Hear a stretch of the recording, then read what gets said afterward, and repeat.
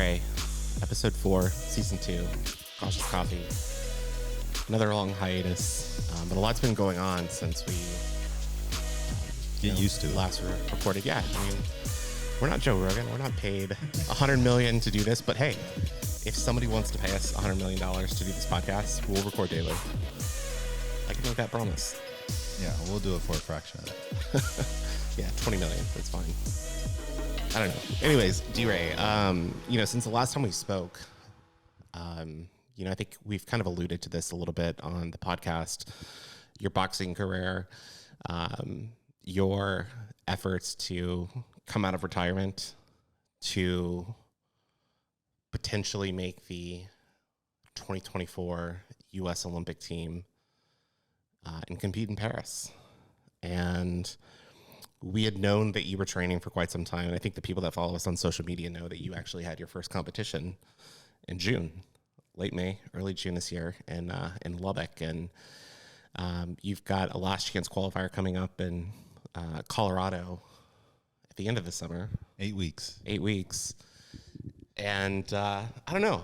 When we were just talking about podcast episodes, I was thinking we need to kind of hear a little bit from you on why you're doing this. I mean, it's crazy being a 38-year-old wanting to come out of retirement and get punched in the face for a shot at glory. I mean, that's wild, but it's awesome. The objective is not to get punched in the face. And right? The headgear helps a little bit, right? Get punched in the head as little as possible. So why come out of retirement? Yeah, I mean, when I think of boxing, I watch a lot of combat sports. I think the first real fight that I remember was probably the same one that you remember, Holyfield Tyson. Maybe not, but the biting of the ear, that was something that I did recently watch some Evander Holyfield, Riddick Bowe matches. He was 205 pounds, heavyweight world champ. Big boy. 205 pounds. I weigh more than him. That's light but still huge. Well, and it's amazing. It's not like a Tyson Fury where you're 240, 250 pounds. But I watch a lot of combat sports, boxing, UFC. I love UFC. And a lot of the guys that you see that are in their prime, late 20s, mid 20s, you look at Conor McGregor right now. He's probably one of the most well-known UFC fighters. And I think it's also because of his personality a little bit. His prime that he had from 2013 to 2016, that run was just incredible. I mean, he elevated the sport, but he was in his mid-20s. I mean, right now he's 34, and people are like, his career is done. He hadn't fought in like 2 years. He's on the back end of it, and here you are competing at 38 against guys that are in their 20s. And I saw that first fight that you had. You kicked the guy's ass. I mean, he was saved by headgear. I mean, if it wasn't for the headgear, you would have had a KO in the second round. I mean, tell me, like, what it's like to go in your mind to say, hey, I'm involved in so many different things right now in my life, but I need more. I need the chance at competition. Austin, we at one time talked about me suffering from the disease of more. We did. Go back season 1. I've refined this, and it's more with a small m, right? A lowercase m. Yeah. And for me, boxing, it was something I did my entire life. Yeah. And it's always been something I wanted to do, which is go be an Olympian, like have an Olympian by my name, not just, Olympic team alternate, which, could qualify me as an Olympian, but to actually have gone to the games and competed against the best in the world. And there are a lot of reasons why I thought to come back. It feels weird saying that. I came back to the sport. I would say first and foremost, because I've been talking about it for a while, it's been an idea rolling around in my head, and it was just an open-ended question for myself. Like, how might I go about doing it? Which is how I approach almost everything. And then the way I talk on the podcast, the way I live my life, the way I encourage my friends, my family, my son, it's about that action, right? It's about taking action. It's about doing. So I want my life to be an example. I think Gandhi said something like that, right? His life is the example. So when you look at my life, you don't just have to listen to my words, you get to see the actions. Part of it is also like your psyche as well, right? I mean, I think you're very motivated and driven. I mean, there are a lot of things that I think you've done in the past 5 years that most people wouldn't think about doing. I mean, getting an MBA in your 30s, trying to become an Olympian in your 30s. I mean, it's wild because I mean, I think about it for me, like I have no interest in trying to get an MBA right now. Yeah. Just the time that it would require to do something like that, let alone at the same time trying to get in shape to become an Olympic caliber athlete. I mean, is it we spoke in season 1 about wanting more. I mean, what is it with your mindset that always leaves you, kind of wanting to push that envelope, to drive for, I don't know, self-actualization? One day I won't be able to. Yeah. It's that simple fact that there will come a day where I will be unable. And my thought is, my feeling is that as long as I'm able, sound body, sound mind, we're going to give it a go, right? You look at someone like Tom Brady, who played, he's well into his 40s now. And when you mentioned the young guys that I compete against, life is a huge obstacle in being successful in whatever endeavor, you decide to pursue. And being able to manage your life on top of being able to manage your nutrition and all the relationships, like that's a huge undertaking. I think something else is you've got to find joy in those things that you're doing. And when I saw your first fight that you had, I don't know if we'll have the footage for this. So if you see any footage right now on screen, it's because we've procured it. If not, we haven't procured it. But when watching your first fight, you were incredibly loose. You were smiling with your trainer after you won the fight and you knew you had secured the victory. You were smiling. It seemed like you were thoroughly enjoying and living in the moment. And it to me, it seemed like you knew you hadn't reached the ultimate prize, but it seems like your efforts were validated, that you were doing the right thing, that you were on the right path. Maybe there's still work to do, but you felt like you had made the right decision. That was the impression that I got from watching that fight. Yes, that's a big chunk of it. I was also extremely relieved that I did not hurt myself. That's another good thing. Okay. That's what happens when you box. Okay, I had all these questions in my mind, like I haven't boxed in 7.5 years. Only 6 months ago, I decided to get back in shape. Just sparring. You've done sparring since then, right? Yeah. I had some sparring sessions, right, preparing, but that's not. For those that don't know, sparring is, essentially when you're practicing, right? Yeah, for matches, you'll try to find boxers that have different styles that you might see in a competition. I think it's a little bit different when you're in the professional space and you know exactly who your opponent is going to be for one fight every 6 months. Yeah.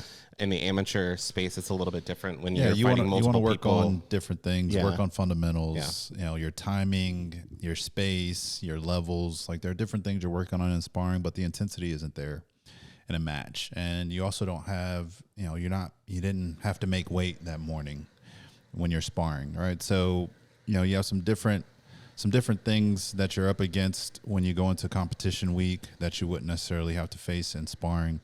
So sparring is often a lot more relaxed. Competition, it's just a different animal. And I was just happy that I felt good. I wasn't hurt. I knew, it gave me a good idea of where I was and maybe some indication of where I kind of fell short in my preparation. But, we keep marching on. Yeah, and I think there's a lot to take from, the competition. I mean, DeRae was 1 round away from qualifying for the U.S. Olympic trials. I was actually on a plane to Amsterdam, and I was watching on my phone all of the fights. And when I saw DeRae come into the ring, that's when my connection on the phone died, and I was like, "Oh my gosh!" So I actually called my parents who were watching the fight, and they were trying to give me a play-by-play breakdown of what was going on, and that was hilarious in itself. But from what I understood, you took the first round pretty decisively. Second round, my dad says, was a toss-up. Went to the other guy. Yeah. Third round, toss-up. It looked like stamina was probably an issue for both you and your opponent. Your opponent ended up getting the decision and now has a spot as a Olympic qualifier. While Olympic trials qualifier, while some people could be disappointed in that result, being so close, one round, one decision away, were you disappointed, or did you leave encouraged knowing what you need to work on? And do you still feel that you've got a shot? I was absolutely encouraged. The fact that I came away from that tournament with no injuries, that let me know, okay, I've prepared my body, I've made it bulletproof, and I take care of myself. Right, I'm in the gym all the time. You would never be able to tell by seeing DeRae. It looks like he doesn't work out at all. And also, I'm up on my nutrition, and I'm self-aware of what my recovery is what's gonna be involved in that. And I'm patient enough to know that this is a long road. So highly encouraged. Went back, watched the tape, saw that it wasn't really him that beat me; it was me that beat me. And we've made some changes. My coach and I sat down, and that requires more road work, and just went down, to square one. Did a whole body composition, see what my anaerobic threshold is, my aerobic threshold, to know what I need to be working on. That way, I don't have the stamina issues, which I would say was probably 90%. Of the issues that I had, even in my first bout, right? I came back after that first round. But you took care of him so easy. I was huffing and puffing. Yeah, but you took care of him early, which I think helped you. Yes. I thought that was the best possible outcome for you because it gave you more time to recover. You didn't have to exert yourself as much. I mean, the round was called, and the fight was called in the second round. Yeah. And then also for that camp, I was coming down from 220, and this one I'll be coming down from 210, 209. So weight won't be as much of a factor, and I'll be more comfortable, more settled. And I mean, 7.5 years. I was so nervous. That's wild. I was so nervous. That's wild. I had no idea what to expect from my opponents. I don't watch boxing. I don't watch any of these guys. I don't know who's who. I just showed up and said, hey, I'm going to give this a go. And that's how I approach everything in life. It doesn't matter what it is. If it's, the military, we're going to give it a go. If it's skydiving, we're going to give it a go. Motorcycle racing, we're going to give it a go. Business, we're going to give it a go. So I'm going to ask you about that because you've got only one opportunity left. Yes. And I think you've taken care of some of the physical things that you need to. Strategy-wise, you've taken care of some things. But what you just said, I don't want to say it like raises alarms or anything like that, but you said that you don't watch your competition. You just show up and go. No, I didn't. Are you changing that? Before the 7.5 years, right? I hadn't been watching anyone. I didn't know who was out there. But before the competition, you did, right? You did some scouting, I assume? I mean, there wasn't really any scouting to do. Okay. There was, I didn't know who was going to be in front of me necessarily, right? So what about this last chance qualifier? Are you doing any more additional scouting, or have you changed that approach? I will know who's there. I will know how. I knew as much as like the guys aren't that experienced, right? They don't know, they haven't been around the sport as long. So I know what comes along with that. There's a whole bunch of unknowns, right? Unknowns that they haven't even experienced yet. They don't even know what it's going to feel like to be taken out deep. And that's as I've gotten older, that's kind of been my method, is like, I'm going to take this guy out deep because mentally I'm just way stronger. I've done way more in my life, right? So for me, I'm not as shaken when we're in the heat of battle. Tom Brady watches a lot of film. Yeah.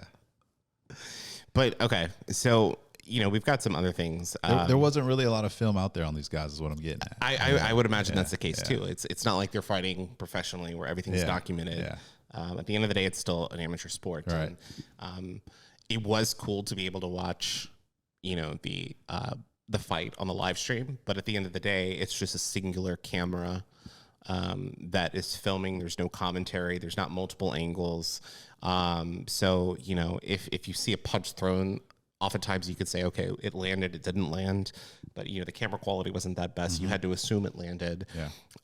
And so I totally get it with the film. It's got to be very difficult. Even the my opponent that I lost to, like his bout, he had a bout, but it got stopped. So it got stopped in the first round, like the first 10 seconds, because the guy threw one punch and he dislocated his shoulder.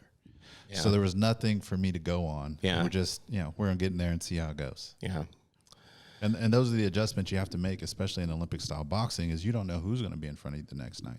That's a good point. Yeah, it's a lot different. Like if you watch anything professionally, you're fighting at the most every 4 months. Yeah, Floyd will tell you he never watched tape. Well, Floyd's also the greatest of all time. Even in the amateurs, just because you don't know who's going to be in front of you, and they're going to have a different game plan. But there are some fundamental things that you can watch a boxer, whether they can or cannot do, and you can take advantage of it. So in those 7.5 years that you had this gap from retiring, you know, kind of after the Rio Olympics to the lead up for Paris, you've done a lot of things. I mean, you've got involved with corporate America. You left the U.S. Army. You got an extra degree, an MBA from Rice University.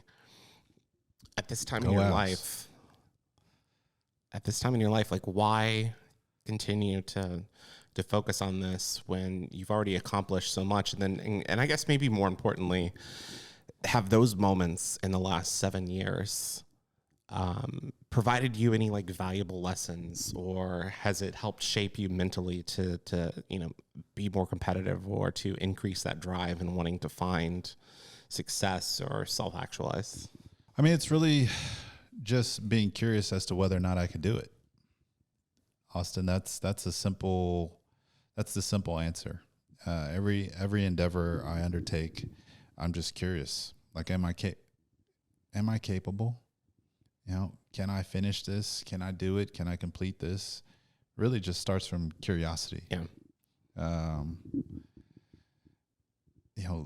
Leaving Davenport, Iowa to go to Marquette, Michigan, and showing up on Al Mitchell's doorstep, I don't know, 18 years ago, 20 years ago now. Yeah, it's we're getting older. So I've always been willing to take that step. I've always believed in myself, and if I failed, okay, as long as it was in one piece, I'm all right. I can dust myself off and try again. The things that I've accomplished in between that time, I value those things, but Austin, our generation, every generation, ages, I would say, slower. Okay, so we're capable of doing more. We're going to get more time, because of health and technology. We just have to continue to work on ourselves. And a lot of folks don't. They just, they die at 35 and we don't bury them until 75. That's kind of a crazy thing too, because life is short, and we'll have an episode coming up soon, I think, talking about kind of death. But one of my fraternity brothers, by the time that we're recording this, one of my fraternity brothers had passed away about a week and a half ago. 39 years old. He was a grappler, very much in shape. Mm-hmm. He died from a heart attack. He was working out in his home gym and passed away, 39 years old. Even if you are in incredible shape, life can end in a moment. Oh, yeah. So I think my point on that is... go for it. That's your point. Yeah, you don't know when your last day is, right? Go for it. It could be 60 years from now. Yeah. It could be 60 minutes from now. And I think when it's tougher, right? Because we've all had people who have passed away that are very important in our lives, and I think to my grandparents and I've had friends that have passed, but we all think that we're at some point like invincible, right? And then reality kind of strikes in. And I don't know. I respect you a lot for going after something that you want and saying, look, age is just a number. My mind, my body, they feel younger. As long as I can still do this, I mean, give it an effort. What's youth though? You know, it's the trade-off with youth is they don't know shit. 100%. Right? Young folks don't know anything about nutrition. They probably don't know a whole lot about themselves, right? They haven't been put in situations where they've had to ask themselves some serious questions, and learn what they're actually made of. You know, they haven't been through bouts of depression or been broken down and had to crawl out of that hole. Like, you know, life. I would say life can be short. All right, I'm sorry to hear about your friend. That's so sad. Young man, you know, just in his gym working out, and he was called home. But for a lot of folks, you know, life will be long. And I mean, you go back 100 years ago, the life expectancy was so much shorter than it is now. I mean, and you know, people waste a lot of their life. Yeah. So I'm guilty of it. You know, I don't know that life is short. I speak to older folks now, and I'm intimately familiar with how they've spent their years. And it's one of the reasons why when I meet older folks, I'm curious, I'm inquisitive. I want to know, you know, how they spent their time. And then once they hit me with, you know, life is short because they're looking back on the years and all the time they've squandered. And wish they could have done things differently. I hit them with a side eye. Yeah. You know, so for me, it's all comes back to being about that action. And you said motivated and determined earlier. Yeah. I'm not always motivated. All right. It's more just building out systems to like make sure it's inevitable. It could even be how I set my finances in place, the things that I invest in. Like, I want to be a multimillionaire. It's like, it's going to happen. It's just a matter of time. Right. Or if I want to be fit, well, you see my gym. I furnished a whole garage gym so I could make sure that when it gets a little bit cooler outside, just for context, it's probably going to be 103 degrees today in Houston. But when it gets a little bit cooler, maybe we do an episode of Cautious Coffee on in his gym. It's obscene. Like, anything that you could think of, it's there. So you just take the actions to set yourself up for success. Give yourself the best chance. So that means, you know, sleeping well, eating well, staying hydrated, keeping your mind sharp as well. Keeping your mind sharp, right? Thinking positive thoughts, right? That stuff matters. And whatever it is you're interested in doing, like, I want to be an example of, just, you know, give it a go. And whether you're successful or not, you gave it the try. You tried. You gave it the effort. After this quad, I will be too old. I will age out. And whatever happens, whatever happens, whether you qualify for Paris, whether you don't move past the next fight, I think you're going to look back on this time and you're going to be proud of what you accomplished. Absolutely. That you gave it a shot. Maybe it just wasn't your time. Maybe you're meant for something else, destined for something else. But I think it's also inspiring too. I mean, you got a son. Thanks, man. You've got a son who's 14 years old. Yeah.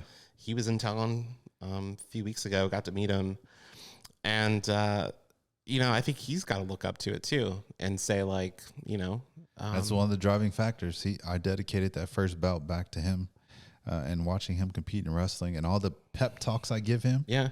Right. All the things that I tell him, hey, you can do this, you can do that. You're showing him. Show it. I one of my pet peeves are like parents that say, you can do anything. Shut up.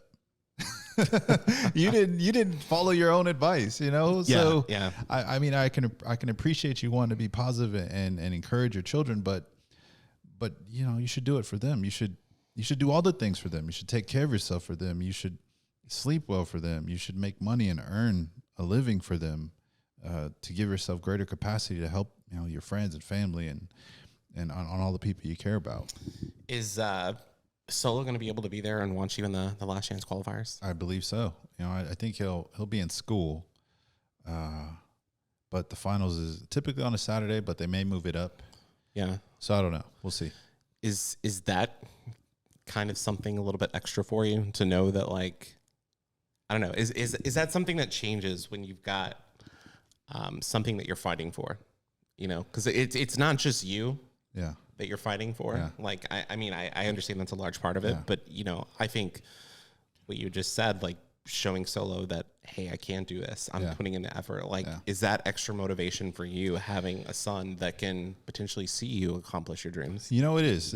It's. I would say it's half of it, right? It's and I should say the tournament, like, it's won or lost before. You know, you make it to competition week. It's all the work that you did before, right? So going in, so when I go into the last chance qualifier, I would have already like saw myself winning and already put in the work to win. You know, my largest concern is just staying healthy, having him be there to see it with his own eyes, like that's core memory stuff. Yeah. And that does pump me up to, like, you know, I don't feel like running 6 miles today, but I'm thinking about, you know, being able to share that with my son and following through on what I said I was going to do and being a doer, and all the shit that I talk about being a doer and just constantly backing it up. Austin, it feels great. It feels great to say you're going to do something and go out and do it. Yeah. I mean, who can say anything to you? So I'm going to kind of pose this question. Not everyone that is listening to this is an Olympic caliber athlete, but they're all good at something. Yeah. Right. You know, whether it's business, family, motivation, I don't know, you name it. If you're listening to this podcast, I think that there's something that drives you in life. You know, it might not be something that you have the courage to go for right now. What advice would you give to people who are maybe at a point in their life, maybe they feel that they're too old, that they don't have enough resources, or they don't have enough time to accomplish something, but it's still a dream of theirs? Obviously, sacrifice is something that is, you know, a necessary step in this. But what advice would you give to people, whether it's trying to become an Olympian or trying to start a business or anything like that, whatever their dreams might be? I don't remember if I mentioned it on the time episode, right? But starting with asking yourself the question or deciding what you desire most, like spending that alone time, like in the quiet of your own thoughts, and decide what you desire most. And then once you've decided that, figure out what it's going to cost you. Okay. Everything costs something. I don't have any time, any social life, but I was kind of used to that. You know, I deployed for a year to Afghanistan, and I definitely didn't have a social life. You weren't going out Friday nights in Kandahar, right? You know, or even coming up boxing, I was one of the guys. You know, I've been on teams where I wasn't going out with the guys on the weekends. So deciding what it's going to cost you, what the price is, and then are you willing to pay the cost? You know, and if you still come to the point where you're willing to pay the cost, don't look at it as a selfish thing, or something that only you want, because you're likely going to inspire others, and, you know, kind of turn it to where this is what you have to offer the world, right? It's like only you can do it. I think one of my posts, I said, don't strive to be the best, strive to be the only. And for me, that's, you know, one of the driving factors is, like, with my story, with my background, with what I've done, I'm the only one that can do this. There's no one else that can step into my shoes and do this. At the same time, you've got to surround yourself with the right people. I think if you want to be successful anywhere in life, it's very, very challenging to do it on your own. I struggle with that. You've got to have the right support network. You've got to have the right coaches, advisors, mentors. Yes. How important is that for you to find those people and to trust those people with, you know? So there's a lot that had to happen for me to even seriously think about doing this. I would say first they had to up the age limit. It used to be 35 during the whole time that I ever had boxed, up until 2016 or maybe 2020. I think it was 2020, actually. They raised the age limit from 35 to 40. So there goes one barrier out of the way. And then the coach that I have, Coach Ron Sims, you know, distinguished coach, been around the sport a very long time. Used to be a boxer. He worked my last bout at the 2016 Olympic team trials. And he happens to be here in Houston, Texas.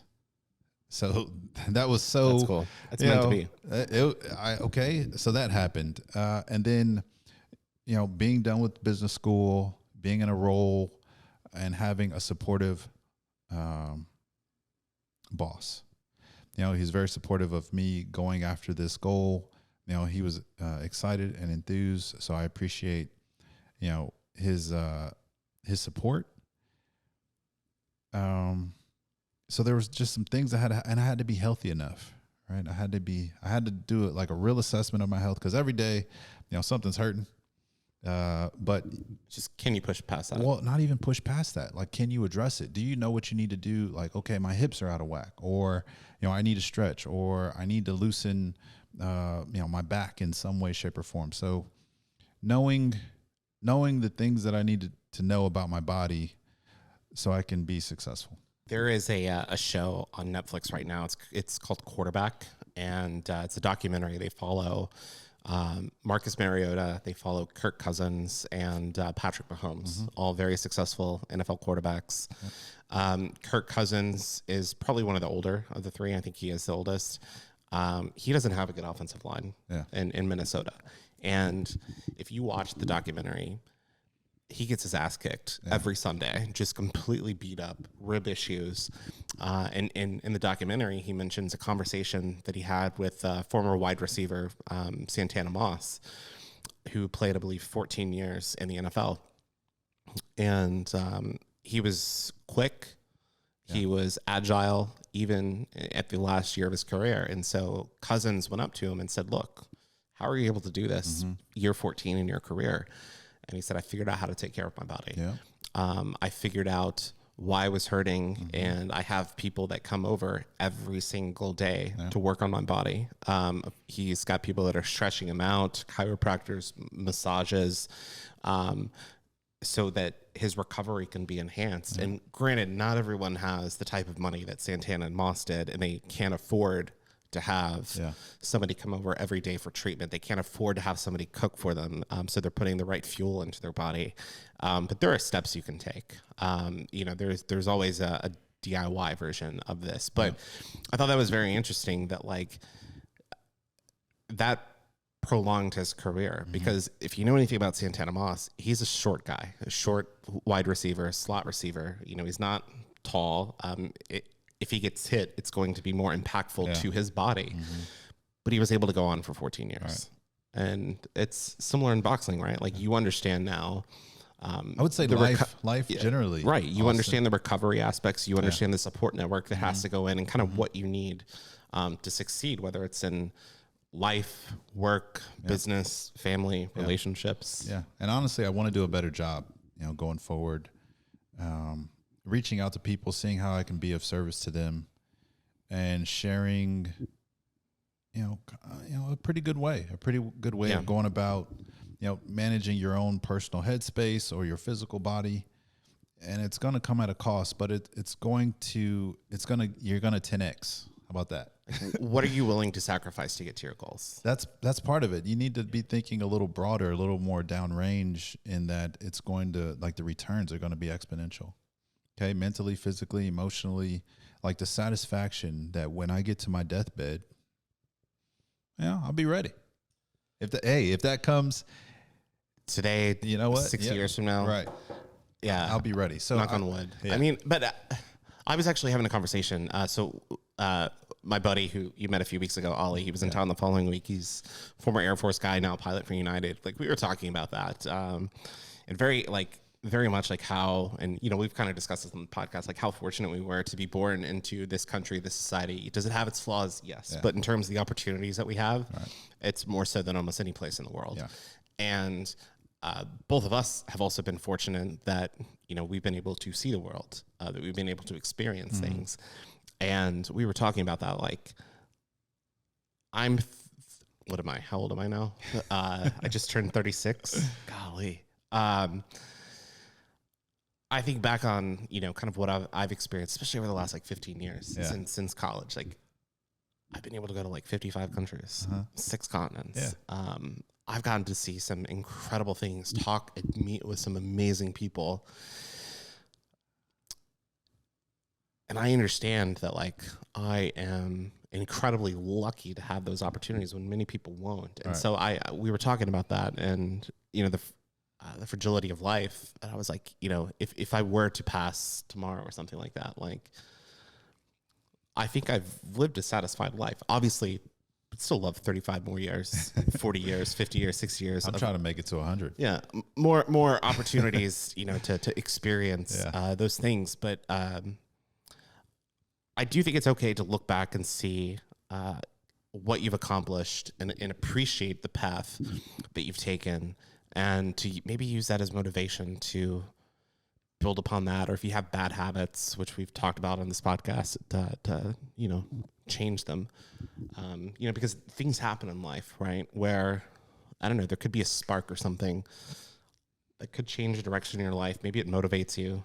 Maybe it course corrects for you. It's mostly boring things, though. Yeah, Austin. It's usually not a spark, right? It's like it could be something that happens. Yes, it could be something life changing. Yeah, you know, you have a health scare, or someone you know does. You have a pandemic. Yeah, you know, where you really start to just focus in on what you really want out of this life, and whether you look at life as being short or long. That you just stay focused on that. And if that's your children, if that's your family, if that's, you know, making sure that the people around you are set in life, fine. That's great. It's wonderful. Find what makes you happy and go for it. And for DeRae, we hope that it's, you know, you getting to carry that U.S. flag in Paris. It's the walk, Austin, right? I enjoy the walk. Yeah. You know, or the journey. Just day in and day out, it gives me a great deal of satisfaction, more than, you know, popping bottles in a section in the club. So overpriced, by the way. Which I've done, and only one time, and I'll never do it again. This is Austin editing the podcast, and if DeRae wins gold in Paris, we're popping bottles for him. There's just no excuse for that. Or just other things when I think about, you know, in some of the parts of the business that I've worked in before, and attended some of the things that I've attended, and spoken at some of the engagements that I've spoken at. I look back on those things and like, did I really, you know, did I really have something that was sticking to my bones there? Yeah. That experience, was it a good use of my time? I mean, it was a good experience, but it wasn't something that I'm going to be thinking about, you know, in my final hours. Yeah.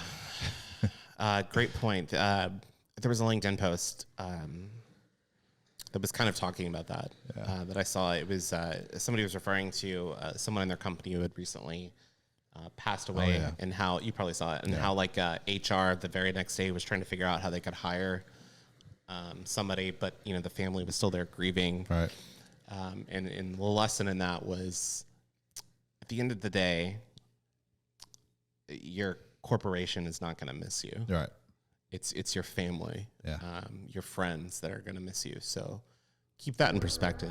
Even if they are dramatic, I'm telling you, friends and family may be dramatic, but that's what makes life so life. You know, like, that's what life's all about. It's the drama of life. Just peopling. You know, get in there, roll your sleeves up. I'm guilty of it, where I'll like, you know, try to figure out how can I keep my hands away from this, or sometimes I got to dig in there and you know, get muddied. Well, it's been fun to kind of hear a little bit more about your journey, and of course, we'll share updates when we can on social media. A lot more this time than last. I was so nervous last time. I didn't even want to. And also, let me say, don't ask me questions competition week. Just make statements. Oh, you never ask anyone who's getting ready to compete questions. Did I ask you questions? I think you might have. And I got a lot of questions on, like, fair, you know, Facebook and Instagram. I'll notice that. And I have buddies who also compete, and they deal with the same thing. So people are always asking questions. I think I asked, like, what time you fight. I don't want to field questions. Okay, I don't want to think about it. It's like, it's so wasting. as DeRae's official spokesperson, if you have any media requests or comments, hit me up. I totally understand why people have, like, people to do. I'll have like a list of fact checks. start times, weights, everything you need to know. That'll come from me. So I'll be your spokesperson for that. Appreciate it. And any words of motivation about like kick some ass? You've got this. Yeah, I don't mind. Hit up his statements. DMs. Yep, statements are great. I love statements. Well, DeRae, it's been a lot of fun, and we can't wait to see what you accomplish on the rest of your journey. And of course, if you want to follow our work at Cautious Coffee, all the platforms, and if you want to follow DeRae's boxing journey, hit him up. Dynamo Crane. It's a private Instagram. account. It's for an exclusive group of folks that I just share It's with. free to subscribe, and it's free. Free to request. It's free to request. So, Yes. all right. Until next time. Thanks for joining us. And tell your friends about Cautious Coffee. Yeah, exactly. Like, subscribe, share. Yes. All right. Take care, everyone. See you. Bye.